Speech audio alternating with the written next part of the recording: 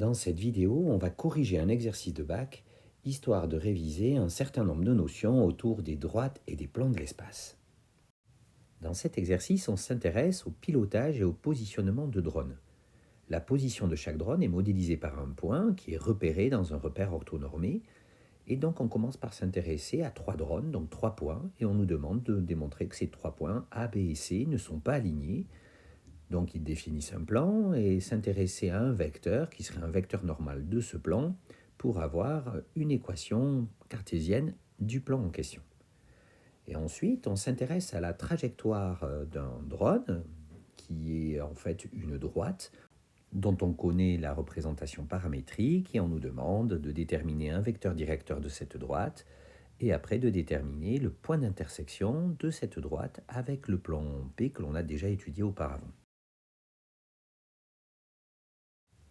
On s'intéresse enfin à un 5e drone qui lui va suivre une trajectoire qui va être encore une droite qui passe par D, le point de départ, et qui est perpendiculaire au plan. On nous demande une représentation paramétrique de cette droite et d'en déduire la distance du point D au plan P. Et enfin de savoir si ce drone a assez de 40 secondes pour rejoindre un point du plan. Mettez la vidéo en pause et revenir un petit peu en arrière pour essayer de répondre à toutes ces questions. Pour savoir si 3 points sont alignés ou non, il suffit de calculer les coordonnées de 2 vecteurs liés à ces 3 points, de savoir s'ils sont collinaires ou non, c'est-à-dire si leurs coordonnées sont proportionnelles. Et là, clairement, ici, on se rend compte qu'il n'y a pas de proportionnalité et donc les points ne sont pas alignés. Ce qui veut bien dire que A, B et C, n'étant pas alignés, définissent un plan.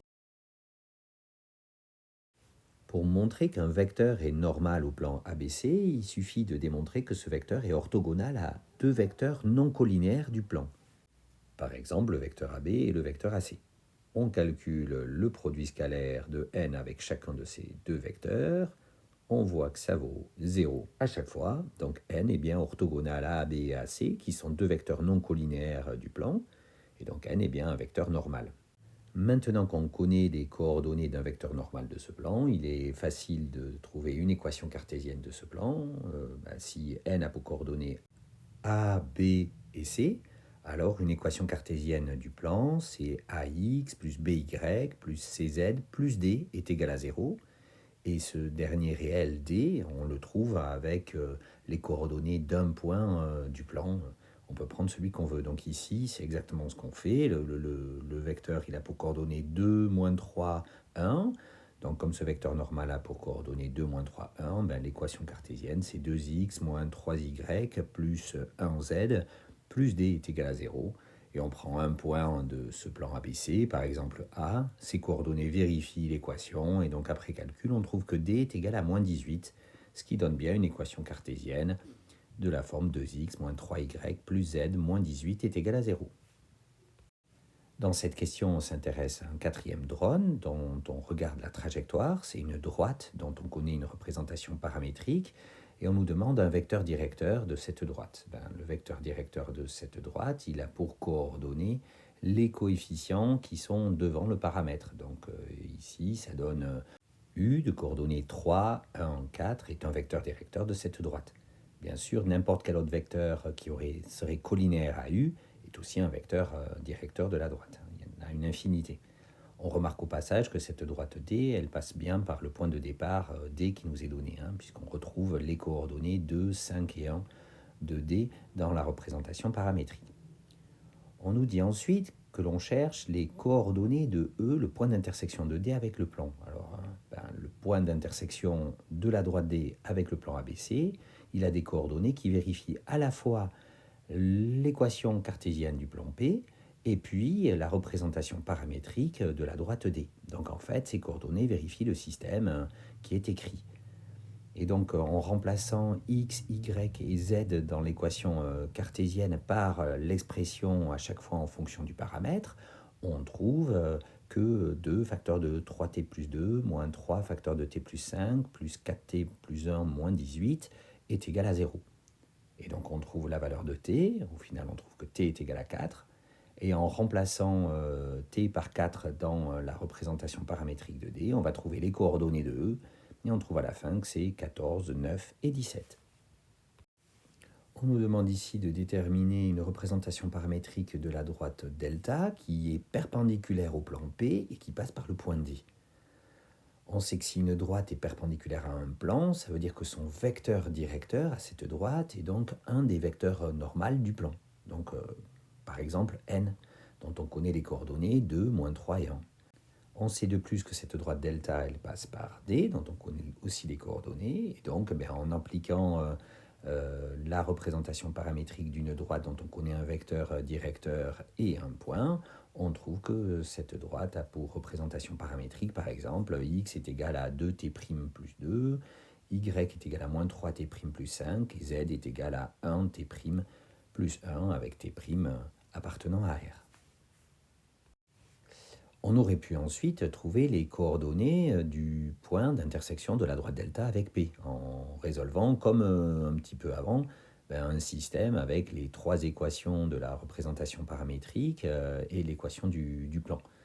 Mais ici, on nous donne f, on nous donne ses coordonnées, donc on sait que ces coordonnées, c'est 6, moins 1 et 3, et on nous demande de démontrer que la distance entre le point de départ D et le plan P vaut 2 racines carrées de 14 centaines de mètres.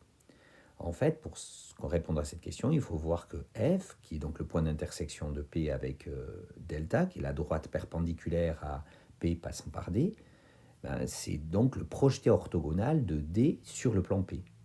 Et que justement, la distance d'un point à un plan, c'est la distance de ce point au projeté orthogonal de ce point sur le plan. Donc, en fait, la distance entre le point D et le plan P, c'est la distance df. À la suite, ça n'est plus que le calcul classique de la norme d'un vecteur, du vecteur df, et on trouve en effet que df est égal à 2 racines carrées de 14. Et comme l'unité, c'est des centaines de mètres, ça fait bien 2 racines carrées de 14 centaines de mètres. Cette dernière question est une question d'interprétation. On va interpréter qu'est-ce que c'est que la distance d'un point à un plan. On nous dit que le drone part de D, et on nous demande, est-ce que s'il a une vitesse de 18,6 mètres par seconde, est-ce qu'il peut rejoindre en 40 secondes un point du plan ABC? Alors il y a plusieurs méthodes pour répondre à cette question, mais on peut tout simplement se dire que la distance df, que l'on connaît déjà d'après la question 4, c'est la distance minimale entre D et n'importe quel point du plan. C'est facile à visualiser. Si on prend un autre point du plan, par exemple A, le triangle ADF est rectangle en F, et clairement AD est l'hypoténuse de ce triangle. Donc AD est supérieur à DF. Et ici, en 40 secondes, le drone il parcourt 40 fois 18,6, c'est-à-dire 744 mètres, puisque sa vitesse c'est 18,6 mètres par seconde. Mais DF, lui, il vaut 748,3 mètres environ. Donc, forcément, DF est supérieur à 744, la distance qu'il peut parcourir en 40 secondes. Le drone ne pourra pas, en partant de D, arriver en 40 secondes à un point quelconque du plan ABC. Voilà, le tour est joué, l'exercice est résolu. On a révisé un petit peu les équations cartésiennes de plans, les vecteurs normaux associés à ces plans, les représentations paramétriques de droite avec les vecteurs directeurs, comment trouver les coordonnées d'un point d'intersection entre une droite et un plan, et puis la notion de distance d'un point à un plan.